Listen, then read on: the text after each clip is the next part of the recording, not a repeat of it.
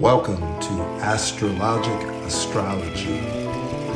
the astrology of I am.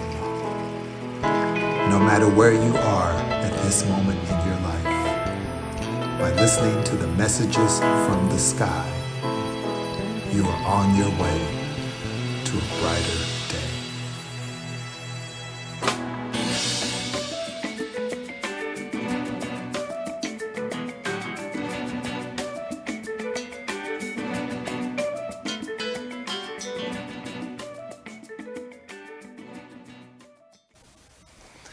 Hi everybody, welcome back to Astrology's Messages from the Sky.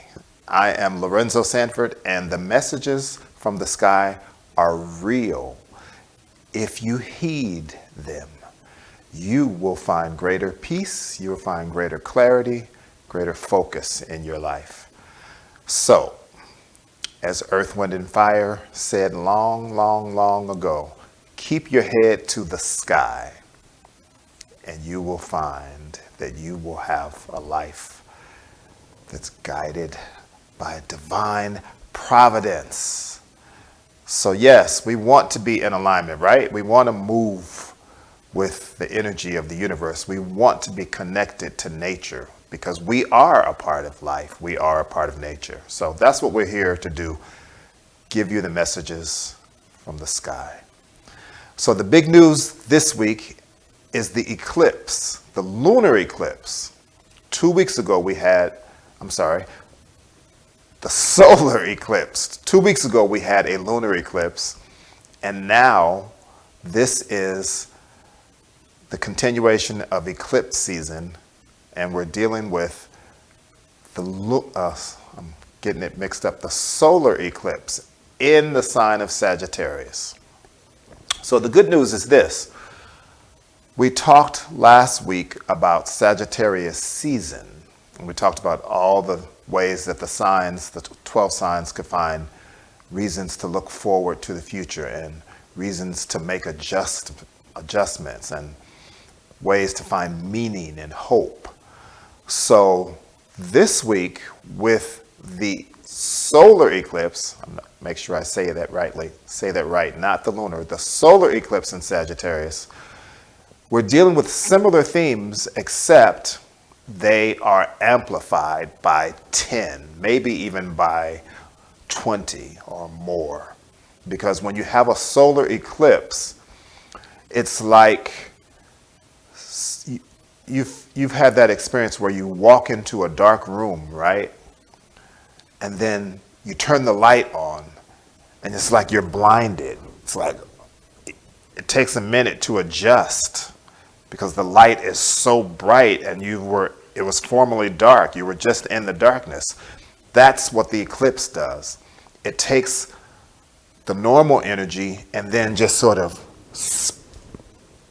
sprays it and makes it so powerful, makes the light so intense that you have to kind of like go, wow, where am I? So it can be slightly disruptive because of that, because you are being given a great infusion of energy, but it can also be enlightening because it changes your perspective on things. So when you have an eclipse, you actually are getting, as I said, an infusion of energy from the universe in whatever area it's falling in your chart, and according to whatever aspects it's making to planets in your chart. So the solar eclipse is going to be at 12 degrees of Sagittarius. And as I said, last week we talked about the value of Sagittarius season, so you can go back and listen to last week's message and apply the solar eclipse information to what we discussed for Sagittarius season, except know that it's going to be that much more impactful because of the high energy of the solar eclipse, right? So everything that has to do with Sagittarius energy and wherever Sagittarius falls in your chart is going to be super amped. So go back and listen to last week's message about Sagittarius season and know that you have to really know that that's where your life is going to be affected for the next 6 months to possibly even a year, right? So we talked about Sagittarius season and how the month of the sun being in Sagittarius is a time for new hope and new meaning. But now you go back and you listen to it and you say, okay, this is affecting me for the next at least 6 months, possibly a year. So for example, Sagittarius people in general are going to find themselves being really energized, and they're going to have to focus on making things grow in a way that they hadn't been doing before, because the solar eclipse is saying it's time for you to focus on yourself, and it's time for you to give the energy to the things that you need for your own development, and so that you can become all of who you're meant to be, right? And if it's aspecting a planet in your chart, say the eclipse is aspecting Venus, then that means relationships are going to be a focus for the year, or at least for the next 6 months. If it's aspecting Mars, it means that there's going to be issues with self-control and self-assertion and aggression. So again, I am very much an advocate of you finding someone who knows astrology. It doesn't have to be me. I'd like it to be me, but anybody who really knows astrology to help you find out where this falls in your own chart, because you don't want to do it yourself unless you have a good understanding of the foundations and the principles, which we can help you with that also because we have a book, The Beautiful Logic of Astrology. This is not an advertisement for the book. It's just letting you know, do it yourself. Astrology is not as valuable as getting a real understanding of the principles so that you can apply them with intelligence. All right, so the solar eclipse is going to bring intense changes, especially in the area that it falls in your chart. That's what's happening this week.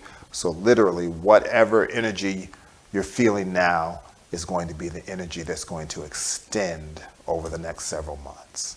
So I really wish you the best, and I hope that it's a stimulation that's going to open up your avenues of perception and give you a greater sense of what your possibilities are for your life and your faith in yourself. This is a time to increase your faith with the solar eclipse. Have faith in yourself. Have faith in why you were given the gifts and the talents that you have been given. It's not a mistake. It is not a mistake. You were given your gifts for a reason. You were given your gifts for a purpose. And the purpose is for you to share and expand and grow the gifts so that they become a part of all of everything that you touch. All of your family, all your relationships, all your friends, all your groups, your job, all the things that you do. You were given these gifts for a reason, and you have to share them. You can't share them if you don't have faith in them. So have faith in yourself. Have faith in your gifts. That's the beauty and the power of this solar eclipse in the sign of Sagittarius. So please make the most of this time and know that the seeds planted now will be what sprouts into these fulfilling expressions of yourself over the next several months. And just very briefly, there's one other aspect that's not major, but it's nice. Venus and Mars are in good aspect this week. And so you can find yourself being able to be in reciprocal relationships. Some person will be able to give and receive, and you'll be able to be in connection with people in an easy way this week if you choose to. You can be the person who gives, you can be the person who receives, and no one will feel taken advantage of. Everyone will feel that there's a sense of fair play and actual caring about how the other person feels. You can be on either end of the equation. You can be on the giving end or the receiving end, or hopefully both, and you'll be fine. You won't feel that you're being taken advantage of, or that you're giving too much, because you'll have a sense that there's a mutual exchange going on. So value this time to create some connections with people. And so those are the big aspects for the week. I am doing my best to distill this information in a short amount of time so that you don't have to hear a lot of talk, but we get to the core issues. So I hope you feel that we've done that this week.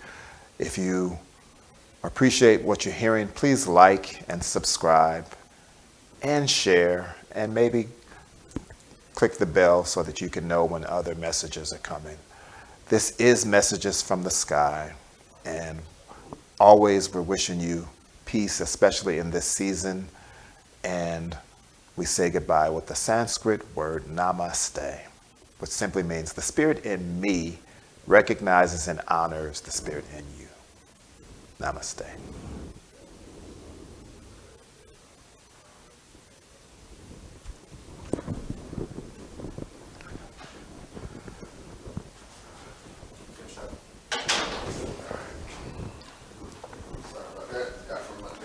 No, you're good.